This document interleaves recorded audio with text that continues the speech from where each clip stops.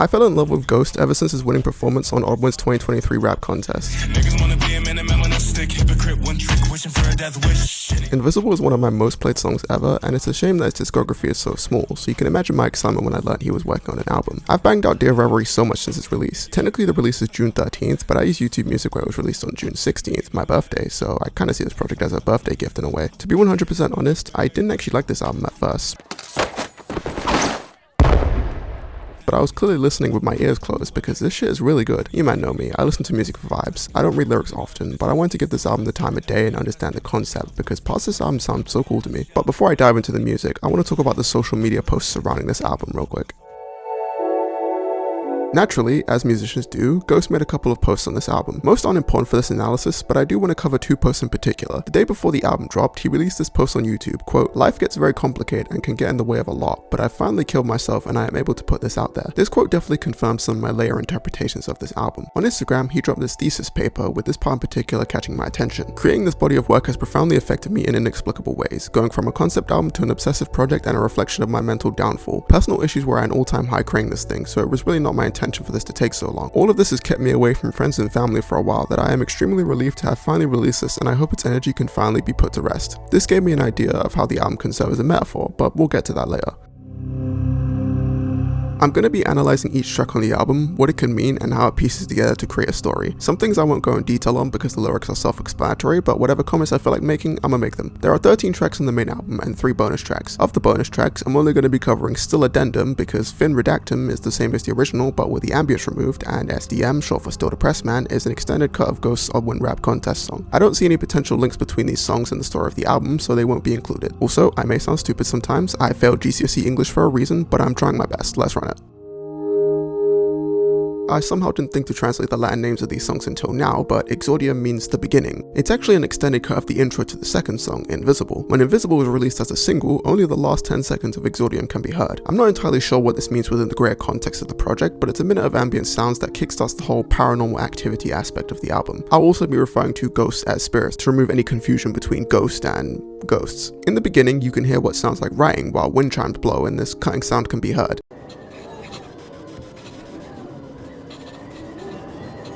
My knowledge from watching clickbait YouTube videos has finally paid off because I know this fuzzy cutting sound is the sound of a spirit box, a device used to communicate with ghosts by skimming through radio frequencies and forming words. Later on, you can hear church bells, crows, and someone breathing heavily. I think it's pretty obvious that this is a graveyard where someone is summoning spirits. I can think of 2 answers to the track. 1, someone summoned ghost spirit and is about to learn his story, or 2, considering there was bad luck surrounding this project, some third party summoned evil spirits to haunt him.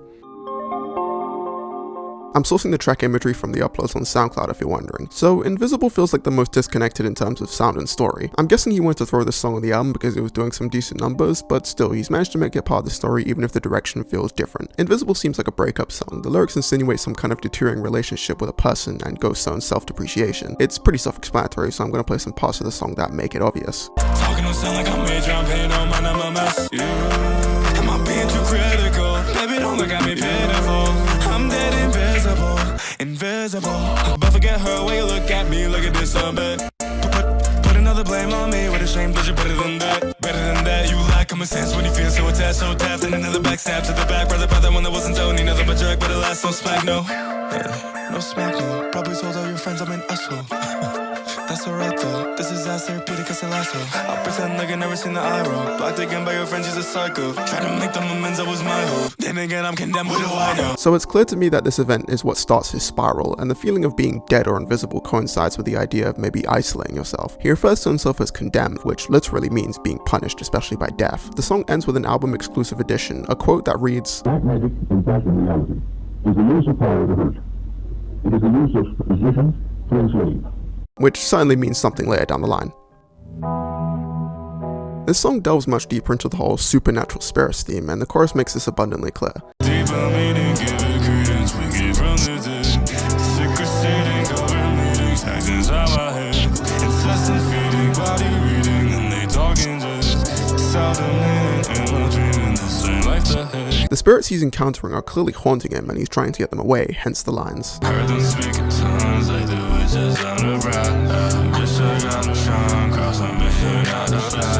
There's also a setup for track 5 with the mention of a head emerging from a pond and a message written on his palm. Now, I'm not sure if this is what he means here, but the lines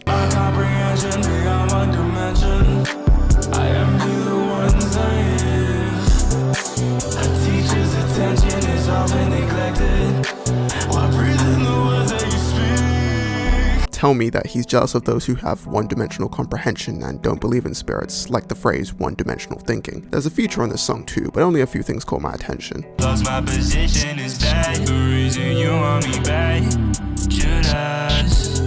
You want me back, Judas and me.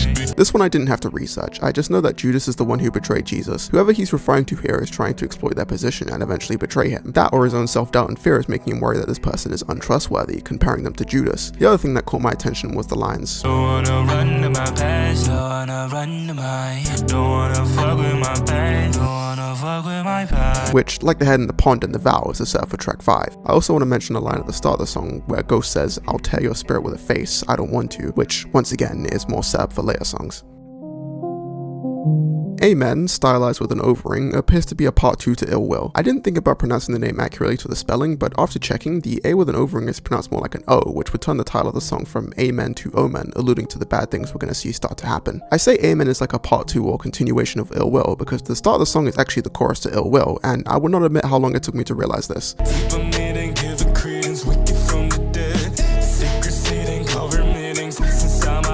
The new lyrics start right after, and they're pretty self-explanatory, so here they are. I put them in the translate dance until the feet of death. Kinda looks like a ritual, oh, and you look far ahead.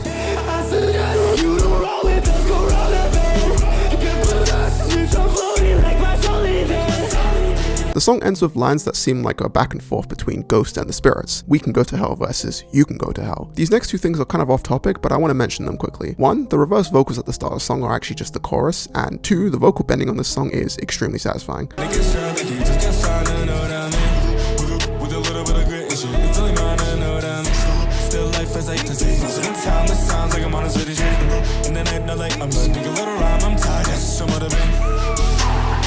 I don't know any other guy who sounds like that, and I love it. Now, this is a very important song in the story. I've heard of the name Lilith a few times, but never really knew who exactly she was, and figuring out who she is important here. If you're a clueless idiot like me, Lilith is a figure in Jewish folklore who is the first wife of Adam and the one who rejected his marriage. She was promptly banished from the Garden of Eden and became a demon, specifically a succubus, and this song is about Ghost meeting Lilith.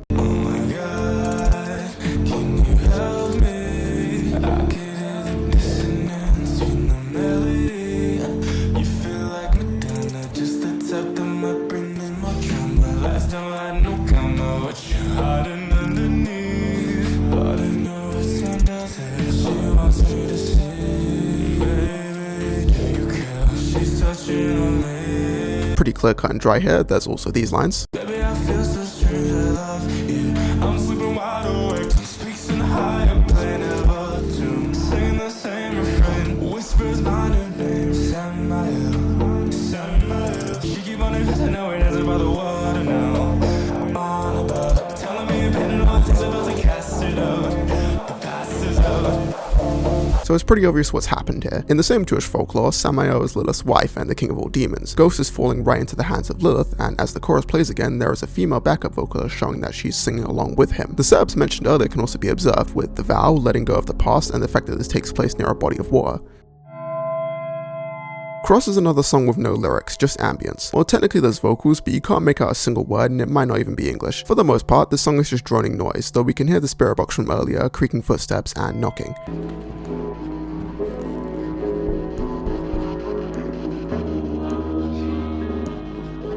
I take it as Ghost beginning to listen to the spirits more after his encounter with Lilith, embracing the evil, if you will.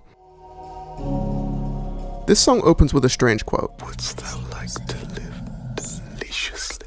And immediately as of writing this, I realize I'm stupid. It's not strange, and a single Google search has revealed the answer to me. In the 2015 film The Witch, the quote comes directly from the devil himself in the form of a black goat, hence the song name. To live deliciously is a sinful temptation in which one can experience the lavish wonders of life like freedom and pleasure, although this comes at the cost of your soul. The lyrics on this song are pretty hard to dissect, but the general idea seems to be receiving the message from Satan and considering the deal. Lines like, nigga, they don't want to be the one to point the gun at their reflection, ready to cut all my ties and knots, self-reflecting on what I might not, you get the picture. If any of you know what I'm about to play could mean, then let me know.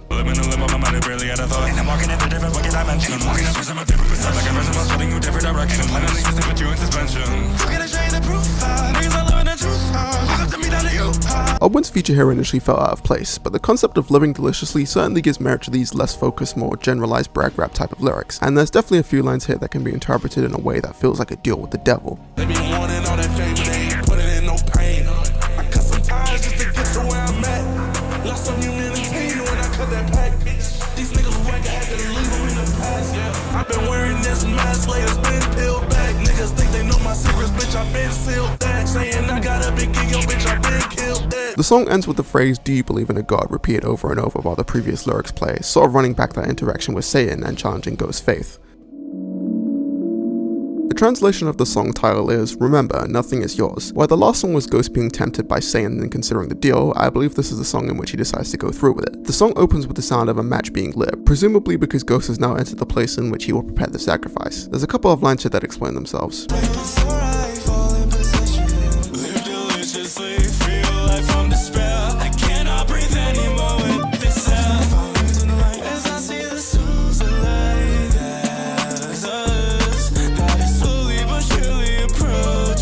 And a couple that don't explain themselves.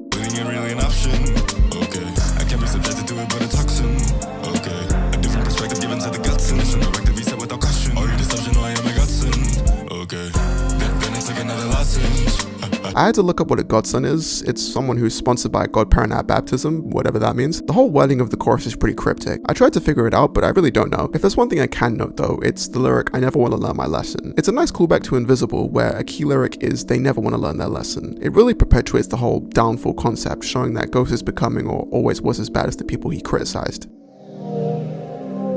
So I said the last track is the song in where he prepares to sacrifice his soul, but this track could also serve as the same thing given the shenanigans that occur. If you remember, Black Magic was quoted at the end of Invisible, and now we have a song called Black Magic here. Then I kill the joke till I'm laughing. Keep that joke in a casket, because reality you couldn't grasp it. Like an anomaly, I conjure magic. Void of emotion, I feel fantastic. Dagger on me like I'm cussing. Medallion on me like I'm cussing. You loving on me, that's a cussing. Got a Lucy piece on me, dynastic. To me, this sounds like a description of the sacrifice taking place. In some sort of pledge to Satan, Ghost killed someone in order to conjure black magic, that or he's losing his mind and metaphorically killing some kind of past self of his. Initially, I took these clothing descriptions as some kind of sacrificial robe, but looking at the photo shoot for this album, he is wearing all black and a medallion with the all-seeing eye on it. The cross he's holding could also be the Lucy piece, but Google just thinks you're searching for Rob Lucci from One Piece, so my best guess is that it is just that. Plus, Lucy is spelled with an I and an apostrophe, which could imply it's short for Lucifer, and the upside down cross has been adopted in satanic imagery. Dynastic comes up with hotels when you search it, but by definition it would just mean some kind of dynasty ruler. They tell me to just fiction depictions of reverence all over the wall. You listen, submission, ready within. Walk, don't do no talk. She feeling assuming she's made a kin. Like I'm bad shit. I got some toys with some attachments, like a boy. I find the joy in the detachment. Giving credence to those with bad habits. Here it sounds like Ghost is being forced into submission by evil spirits and some suggestion that Lilith is still in the picture. Also with that lyrical connection again, giving credence to those with bad habits, he's fucking around with the spirits even more. Aside from that, this song is a pretty cool guitar solo, and some of the chords that build throughout the song are used as the main melody for the next song. In terms of story and sound, No Face is the scariest track on the album to me. The first thing I want to mention is the refrain on this song. It repeats the phrase, "See Lucy away" a couple of times, and I'm wondering if Lucy is another character. I say this because despite Lucy being the nickname for Lucifer, it's actually spelled like the feminine name in the lyrics, and not with the I and apostrophe like on Black Magic. There's also lines that suggest it's a new person, perhaps a sacrifice from Black Magic, the girl from Invisible, or maybe she is the sacrifice. Anyway, the song is called No Face, and as mentioned earlier, Ghost explicitly mentioned having a face on ill will. No face, no chain, no gang, no name. I'm pain is staining my left up in the same, the pain is like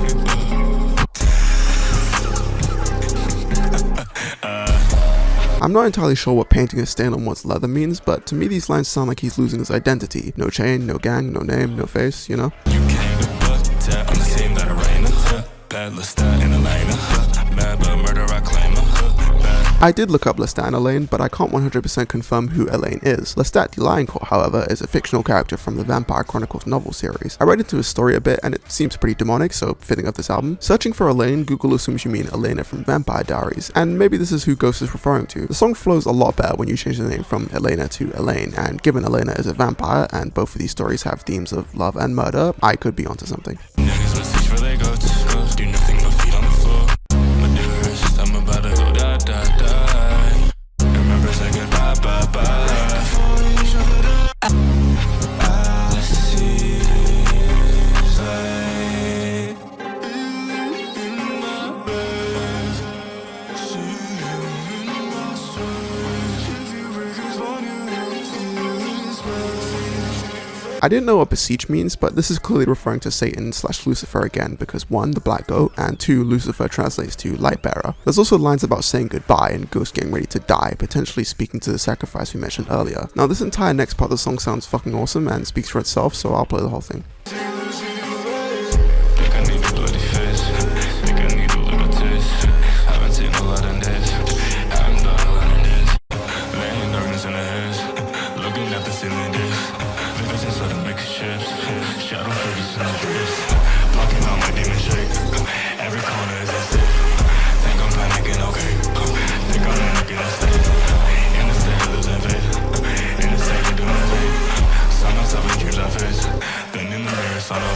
I don't know who is hurting this guy, but he is fucked. Do not sacrifice your soul, bro. It's not worth it.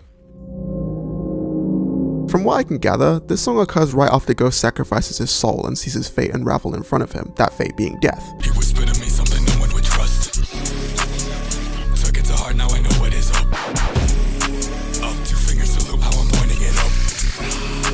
Nope, to live and die, feel like I'm on the cusp. The 2-finger salute refers to the Baphomet. Research tells me that the hand symbol means as above, so below, and that means some kind of connection between the physical world and the spirit world. Along with the lines, to live or die, feel like I'm on the cusp, all the themes of the album start to connect. Liminality is referenced on Black Goat and is the theme of this song here. Liminal meaning a transitional or intermediate state, stage, or period. The currents are black with no foot.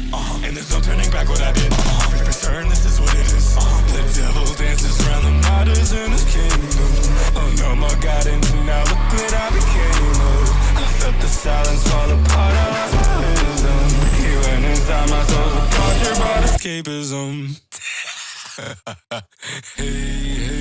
Nothing much to say here, just more tying in with all the themes. Anyway, there is a feature on this song too, and I'm not able to dissect it very much. There's some simple lines like, I'm a lost soul, on my patellas, but God ain't giving a fuck. I didn't actually know what a patella is, but it's your kneecap. Hedonistic, I don't give a fuck. And I'm in the ballroom with the devil's daughter 2-stepping, hoping we elope. Satan doesn't have a daughter in biblical text, but it's possible he's referencing Lilith again. As for the rest of the verse, no idea. There's a mention of bodies in a trunk, but whether these people were actually killed by extraction or ghost isn't clear. I don't know what it means to pop 2 2s or what the significance of cutting off a chicken head is, and this entire part of the verse makes no sense to me. I wish I was better at this, but honestly I'm clueless. Yep, that's the name of the song. Fitting the title, there is no song, just sounds again.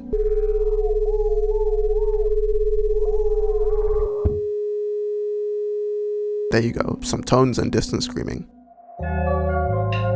This is the final song on the main portion of the album. Finn opens with what sounds like the same voice from Invisible. But all destructive vibrations do continue long after we do not hear them or see the consequences anymore. I don't know what exactly this means, but something to do with spirits, I guess. Moving on, we're now witnessing the aftermath of everything that's gone down. Did you find your heart? 'Cause I lost it. Saw the animals pick up all the copies.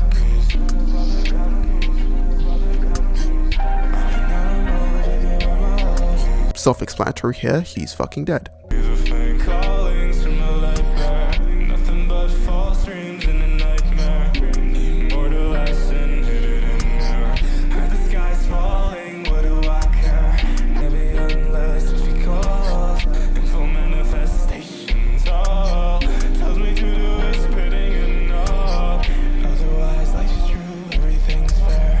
I'd be lying if I said this part didn't have me a little emotional. Ghost has now accepted his fate. He no longer cares about anything and believes it's all fair. The only way he makes a move is if Satan reappears, although it's possible the tall manifestation refers to God and not Satan, maybe saying that if God was to come and save him, he would accept it. Right after this part, a tonal shift occurs.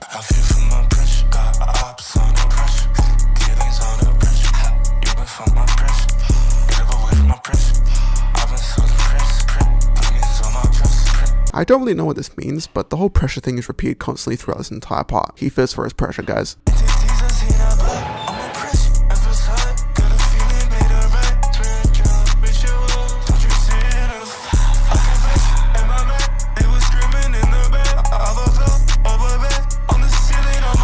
The "on my ceiling on my bed" sounds like he's talking about a coffin, because otherwise if your bed has a ceiling, you're rich and live in a castle. He also mentions lilies, which symbolize many things, but one is rebirth, and that sounds appropriate to be put on a coffin. The cover also looks like a coffin, so coffin it is. I looked up the land of Nod and asked a friend about it. The land of Nod is where Cain was sent after killing Abel. The land of the wanderer, a place away from God. So yeah, he's definitely not getting saved.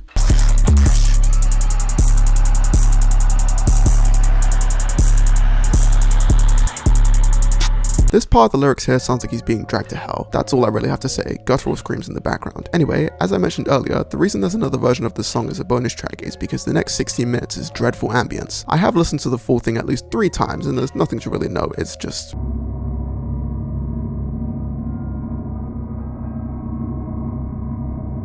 There's some kind of howling at the end of the song, but I don't know what the significance could be.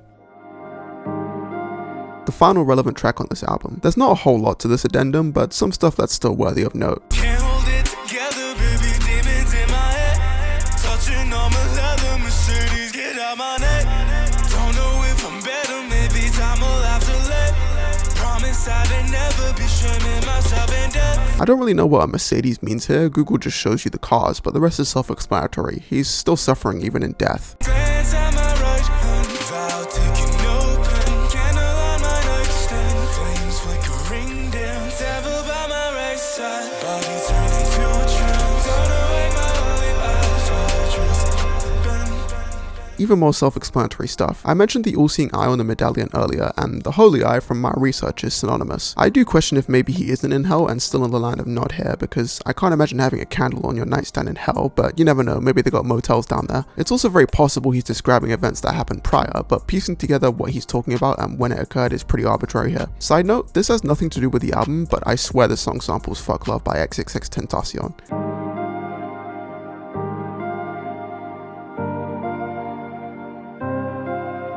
Both fire beats if we're honest. To me, Dear Reverie sounds like the tale of a man whose depression spiraled out of control and led him down a dark path full of sin and temptations that he succumbed to. I'm not a biblical expert, but given how God is set to test us, it would seem that at his lowest, Ghost was put through tests by God but failed due to his deteriorating mental state. Or perhaps God was never present, a brutal tale in which the spirits of evil preyed on the mind of a weak man and God never came to save him. The breakup from Invisible left him vulnerable and the spirits started attacking. Despite his best attempts at resisting, he was possessed and gave credence to the spirits. Feeling even more distraught, he was visited by Lilith and fell for her seduction. Continuing to let the evil spirits into his life, he was then visited by Satan, who promised to flip his life around in exchange for his soul. After some debating, he faced Satan and realized it was too late to back out. A sacrifice was needed, and so guided by the evil spirits, he followed through and conjured up black magic. When everything was ready, he let his soul be taken from him in a brutal multi-day long torture. After all was done, he spent time in a liminal world before making the full crossover to the afterlife, and was either dragged to hell or left amongst the other spirits in the land of Nod. Truly a tragic tale.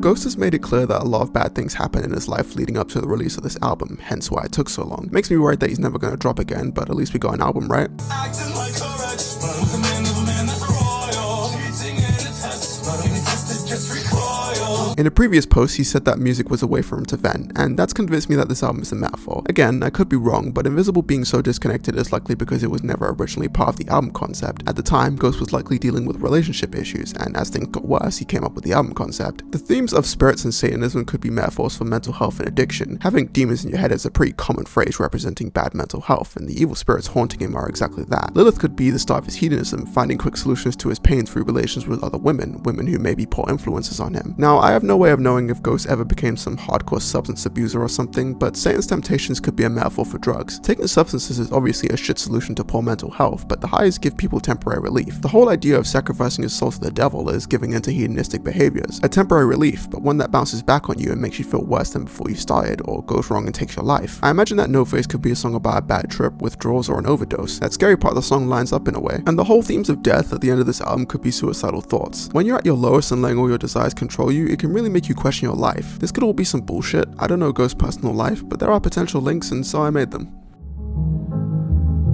Once again, I wish I was better at this, but I've done my best to analyze this album, put together its meaning, and draw connections to a realistic life situation that anybody can find themselves in. I'm past 300 ratings on my album with the year count, and Dear Reverie is for sure one of the most fascinating listens out of the bunch. Ghost is very unknown, and I wish that was different, because I truly believe in this man's talent as a singer and rapper. Thank you chat for letting me ramble, and do check out this album if you like what you heard.